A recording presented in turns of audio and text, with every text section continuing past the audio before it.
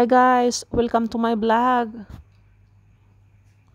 Magluluto po tayo ngayon ng pansit. Korean pansit. Ayan. Una guys, mag-slice muna tayo ng beef. I-slice natin sila ng strips. Bali 500 grams beef guys. Kalahating kilo.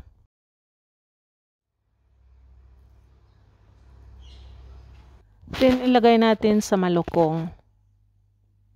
At babara natin sila guys para ma-marinate natin habang tayo mag-prepare ng mga sangkap. Una, lagyan muna natin ng mushroom oyster sauce ng 2 tablespoon.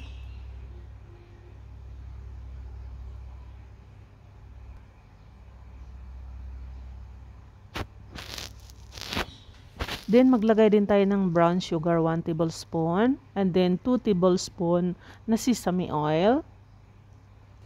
And then i-mix lang po natin sila. Haluin lang ng mabuti. And then mag-add din tayo guys ng 1 teaspoon na black pepper. And then i-mix natin sila. Pagkatapos guys, takpan natin ng plastic wrap. And then, isit aside muna natin habang tayo'y mag-i-slice ng mga sangkap. Ibababad muna pala natin yung noodles guys sa isang hot water.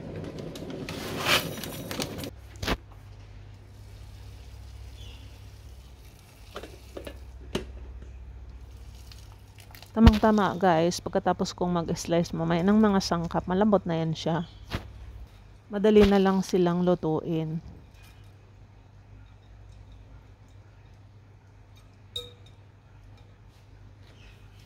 Tapos, ibababa din natin yung spinach guys. Hugasan muna natin, tapos babara natin ng mainit na tubig. Para hindi siya ganun kapait.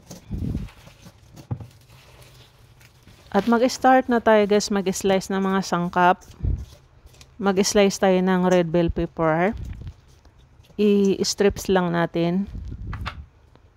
Tapos slice din tayo ng green bell pepper. Strips din.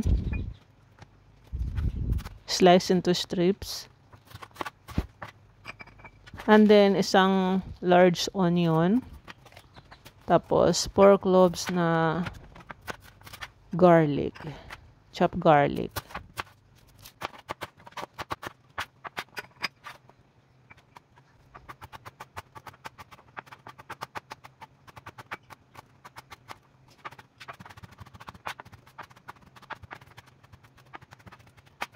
Okay, tatanggalin na natin guys yung binabad natin na noodles kanina. Huhugasan muna natin, strain natin, tapos hugasan.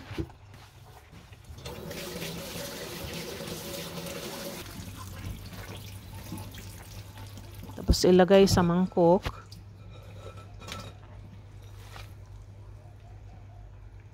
Then set aside.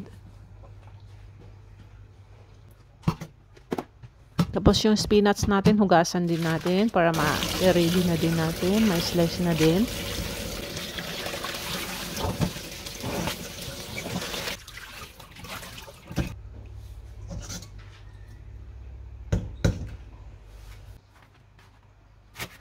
Tanggalin lang natin yung dulo. Slice into 4.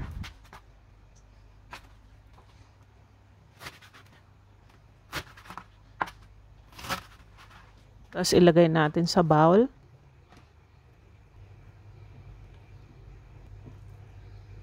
At magpahabol din tayo ng slice ng fresh mushroom. Nalimutan kong i-slice kanina.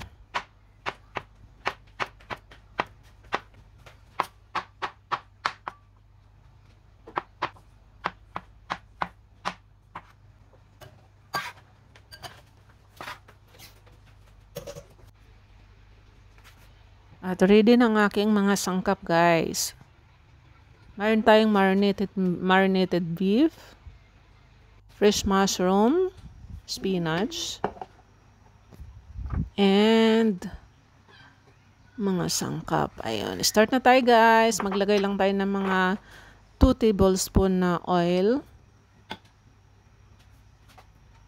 Then, i-add na din natin yung garlic chop.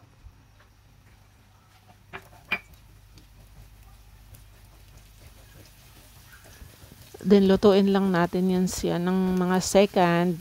Huwag natin masyadong i-brown. Then, isunod na natin agad yung onion. Pag medyo malambot na yung onion, pwede na natin ilagay ang marinated beef.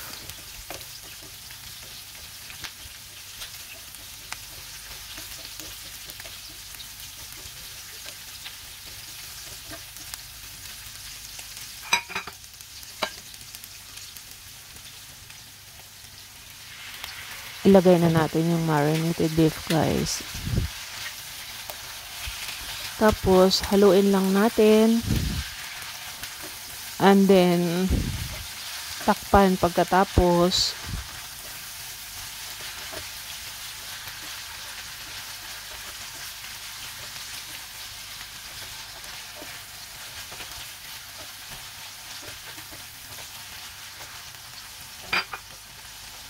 Takpan na natin guys.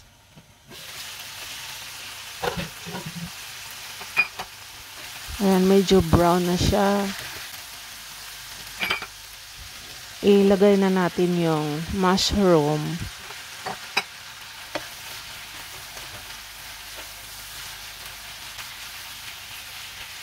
And then haluin. And then takpan ulit.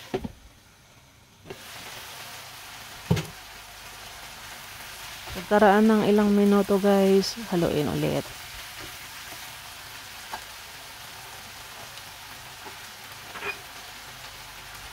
Tapos ilagay na natin yung bell pepper.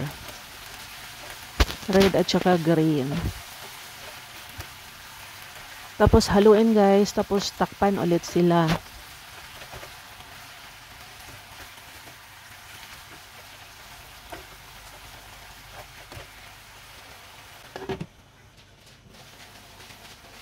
Pagkaraan na ilang minuto guys, haluin ulit. Chinay ko yung beef guys, malambot na. At isunod na din natin yung spinach. Huwag po natin masyadong i-overcook sila kasi luto naman na yan sila. Mga ilang minuto lang, pwede na natin din ilagay yung noodles.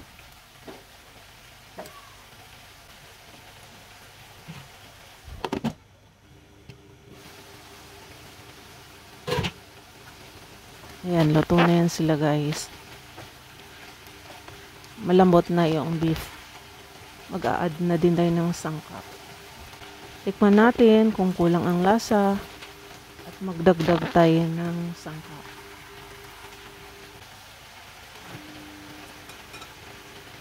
Ilagay na nga pala natin yung noodles.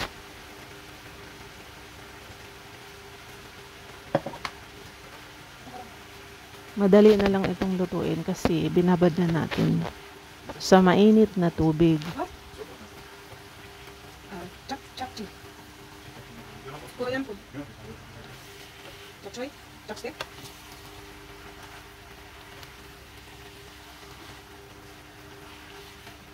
Masarap ito guys kaysa yung normal noodles natin.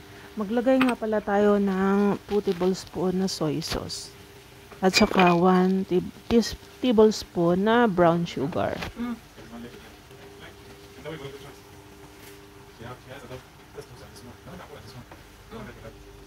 Okay. Tikman nyo rin guys kung okay na ba yung lasa. Pwede kayo magdagdag. Depende sa timpla nyo. Ako nagdagdag ako ng soy sauce. And guys, luto na. Maglagay na rin tayo ng sesame seed mamaya.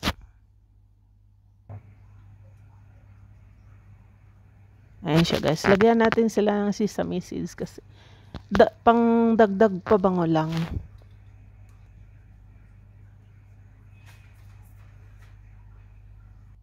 Ayan na guys, ito ng aking Korean noodles. Thank you for watching. See you on my next vlog. Bye!